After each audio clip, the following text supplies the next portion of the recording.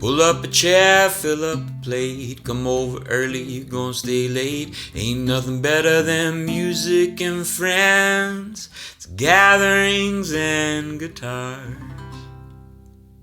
Hey, y'all. So, in recording all of these podcasts over the last year and a half, would you say, babe?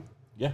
Yeah, like a year and a half we've been recording these podcasts and not releasing any. We've just been accumulating podcasts with our good friend Mark Roden, who is our geek master behind the scenes. Are you recording, Mark? Are we really recording? Yeah, we're recording. So Mark, like a year and a half ago, was like, I've got all this equipment. Why don't we do this? And I was like, yes. So with every artist that has come to the farm, Mark has come and set up all of his equipment, and we've recorded these podcasts. And just really, first it was, let's wait till the book comes out. And then it was, well, we need to make this legit. And so here we are. We're finally coming to the point of releasing the podcast. And a couple months ago, like 4 months ago, was it now? Yeah. August. We all loaded up the car. Well, actually, Mark and I and our friend Angie loaded up a car, and Jenny, his wife, and Rick flew from where they were working in California and Texas, flew to Nashville. We all met in Nashville because we wanted to record podcasts with the artists that were in the book that was coming out. Because up to this point, we had only recorded podcasts with the artists that are going to be in the next book, the Red Dirt artist. So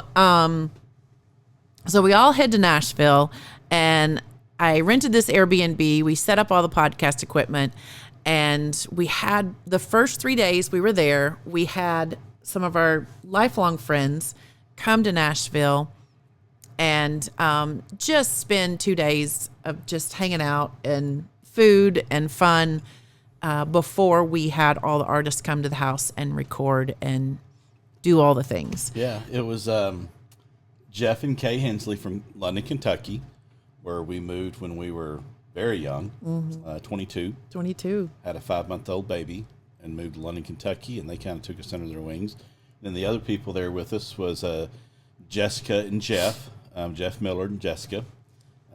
Jessica, I guess 50 years. You and her have been friends. Yeah. About 45 years for her and I. Yeah. And Tiffany was supposed to be there, but she didn't make it.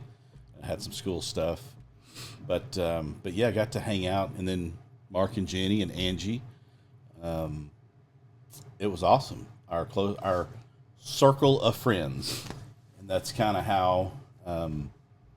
So at that point, we'd been recording the podcast, and Ricky walked away from that weekend and just said, I think we really need to record some sessions of us talking about our story. And because, and it also came to light to me, we went to dinner with a couple weeks ago that want to go on the Italy wine and food trip with us.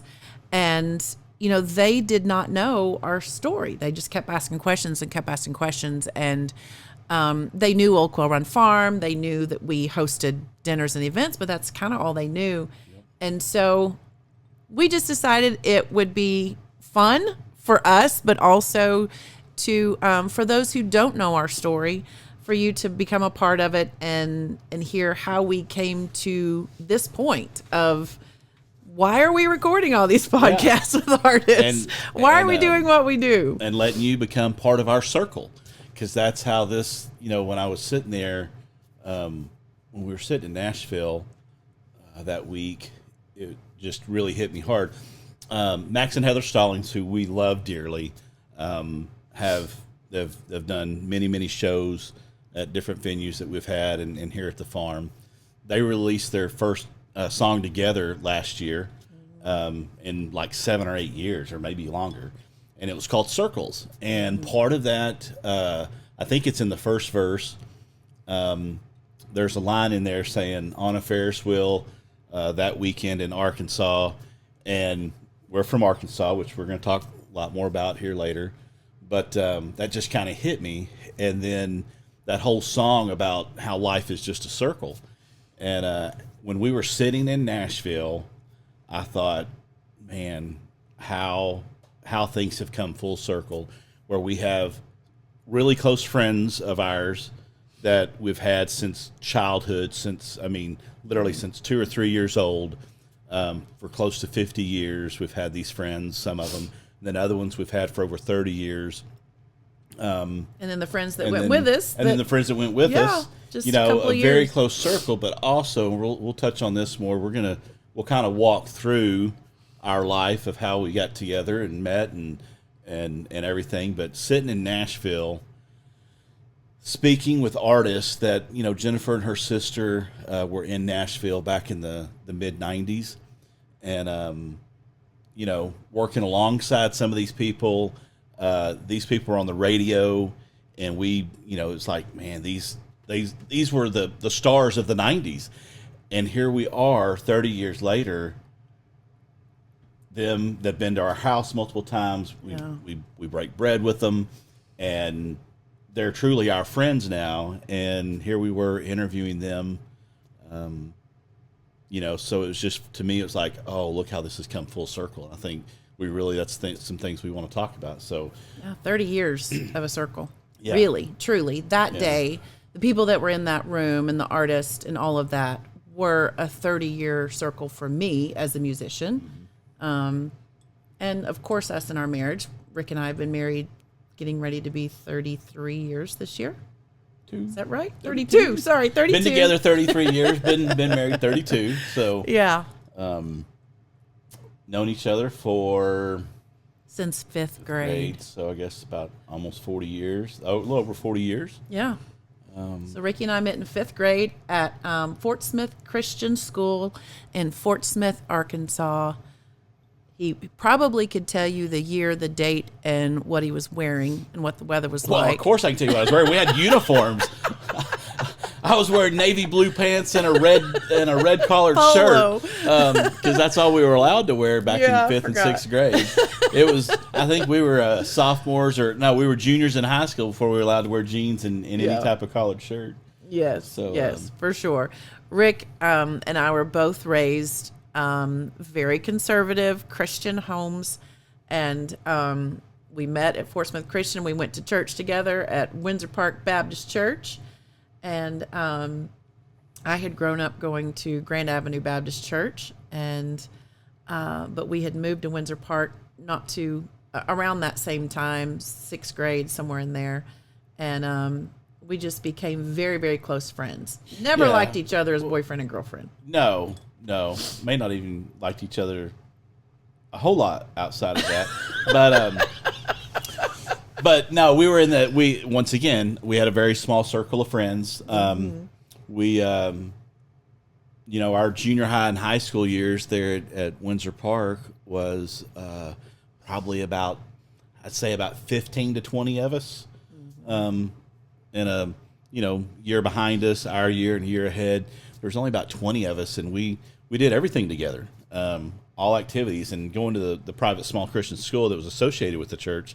I mean, 6-7 days a week. That's what you were with those people. We were with those people, so got to know everybody very well. But the other thing too, the background of my music that a lot of people don't know too, and it hits on this a little bit in the book, Gatherings and Guitars, that I grew up with a family in full-time ministry and had a tour bus, and the family traveled all over the country singing in churches and summer camps and prisons and all kinds of things, festivals. So music has been a part of my life, my entire life. And so Mom and I would stay home a lot while the rest of the family was at that age. But then when I hit 7th, 8th grade is when I got to go out on the road a lot with them. And then, that ended. It was called Rejoice. Our family singing group was called Rejoice. That ended, and my brothers went off to get married, and Stacy and I came back. I finished up high school, still homeschooled, and still was at that church. So that was our home-based church. And Ricky and I were in a group of really about 10 kids that just did everything together. And so he and I were just really good friends. Weren't anything more than that, just really close friends. Yeah. And I think, honestly, after 33 years, that has what has kept us together. We were just being friends. Yeah, We truly were. Well, what happened was, our senior year, after we graduated, most of our close friends, they went off to college, and I went to work. You were taking night classes. I took night classes, college. but then until it interfered with my fishing, and then I Yes. dropped out of college because I wanted to fish. Yeah. And but Jennifer and I lived literally. We lived about a half mile from each other. Yeah. And this is before cell phones and all that. But we both stayed in Fort Smith and went to West Ark, which is now University of Arkansas Fort Smith. But and when she would get off in the afternoon, I'd already be home. She'd drive by and honk her horn, and I'd wait about 5 minutes, and I'd call her. Yeah. And then we would make plans, either, hey, where are you? What are you doing tonight? What am I doing tonight? And this was all platonic. This was never boyfriend, girlfriend. And in fact, I was the third wheel on a lot of her dates with her boyfriends. And that happened numerous times. I know that's weird, and it was. But then something happened. A guy that I worked with was in a country band, and he said, "Hey, man," he says, he knew I loved country music. I was kind of the odd one growing up in our group because I was the one that always loved country music, and I still loved 80s rock and pop. Hey, that's the best genre of music ever besides 90s country. So anyway, they invited me out to this place that they were playing, the Eagles Club. Yeah. And so I started going out there, and they had dancing on Wednesday nights. And after about the third time, I thought, man, Jennifer and her sister, they were starting to sing some. And I said, hey, why don't you go with me to this Eagles Club? And so I took her out there, and we started dancing together and learning country dance. Yeah. And this was in 90. This was in the fall of 90. Yeah. And then we started going to church together. We were going to Grand. We were in the I was in the college. Yeah. College and career at Grand Avenue, and so it didn't take long. Now you got to understand, Jennifer has another background that she doesn't talk about very much, but she was in the pageant system. I was. She was very successful in the pageant system. Her and her sister both. I think on more than one occasion, her sister passed a crown down and crowned her. But got me. It paid for college. It didn't take very long. After about the third Wednesday night, we went to the Eagles Club. She went back to her friends at college and started inviting them and telling them about it. And pretty soon, the Eagles Club was packed every Wednesday night. It was crazy. To the fact that they had to move that to another facility that could handle more people. And then I didn't like it as much because it wasn't as... but we started line dancing and... it was a lot of fun. And two-stepping and 10-stepping and waltzing together, and Fun got times. a love for country music, and her and Stacy started singing. Yeah, Stacy and I at that point, right in there, we started a band called Stealing Hearts. And at the time, we started playing VFWs, bars. I wasn't even old enough to drink, and Stacey and I were playing in bars and VFWs and the Eagles clubs. And some honky-tonks Honky with chicken tonks. wire on the stage. Oh, covering yeah. The stage. The All Blue of it. Star outside of Dardanelle, Arkansas. Yeah, there was some rough joints, but Rick or my dad or my brother was always there to make sure we were protected and okay. And so yeah, Stacy and I cut our teeth on country music in a lot of dive bars in Arkansas, Oklahoma, and then started to Dad. At the time, Dad worked at a recording studio, and we recorded our first. Well, it was at that time I went and was on. Be a Star, Nashville Star. Nashville Star. Nashville yeah, Star. I was on that was show. in 91. That was in the spring. Made it summer to the of 91. finals, and didn't win, but made it to the finals. Had a great time. Went out and recorded a couple times in Nashville. So that kind of gave me the bug, and Stacy, and so we just continued to develop that band and started to write, started to find other songs, artists who had written songs that we could use, and recorded like 7 tracks in Oklahoma City. And my dad started kind of farming that out, trying to get us a wider range of gigs. And it was kind of at that point, by now, Rick and I, Well, no, there's a little story here. yeah, It was during this time that we had just been friends for a long time, and we were best friends. Yeah. And we were doing everything together. She was still dating guys. well, I hope I was dating guys. You were dating other guys. I was dating very little. But then one night I professed my love to her and said, "Hey, I was actually moving to Florida. Yeah. I was about to move to Florida with Walmart distribution, and so I told her one night. Actually, this is kind of talking about circles.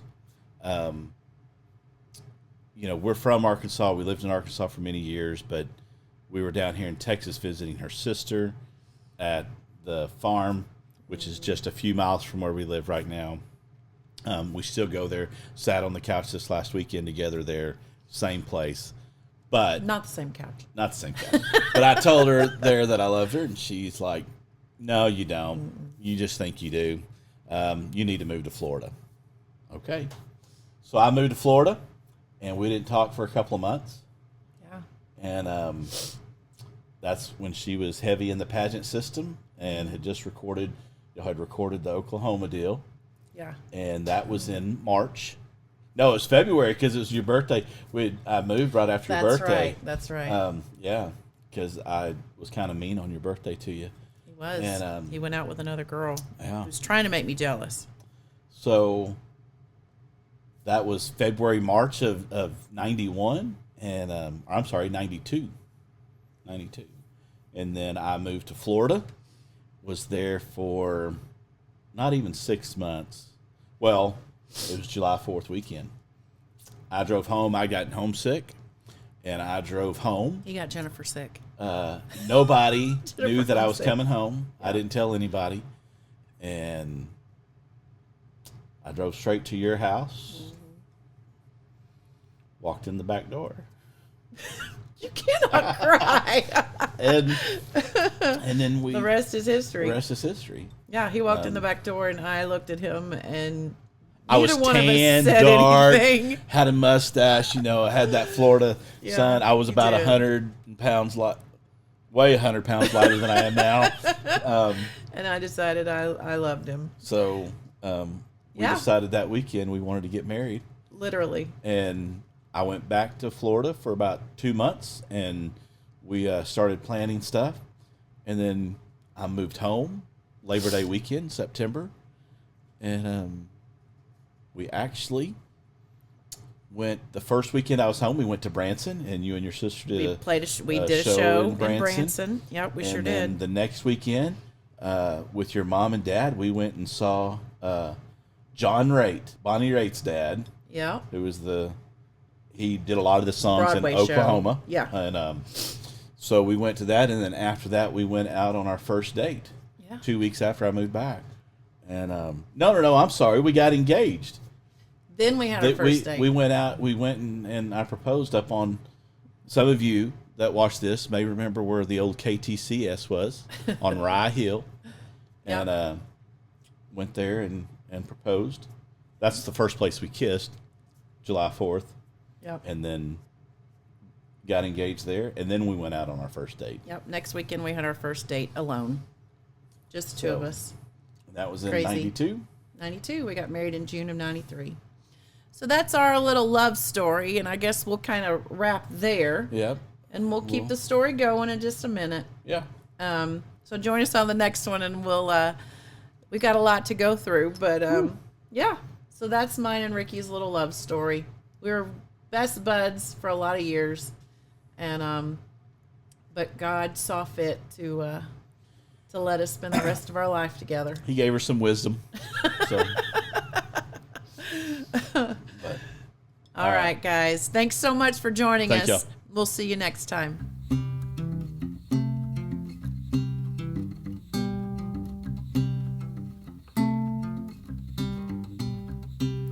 Pull up a chair, fill up a plate. Come over early, you gon' stay late. Ain't nothing better than music and friends. It's gatherings and guitars.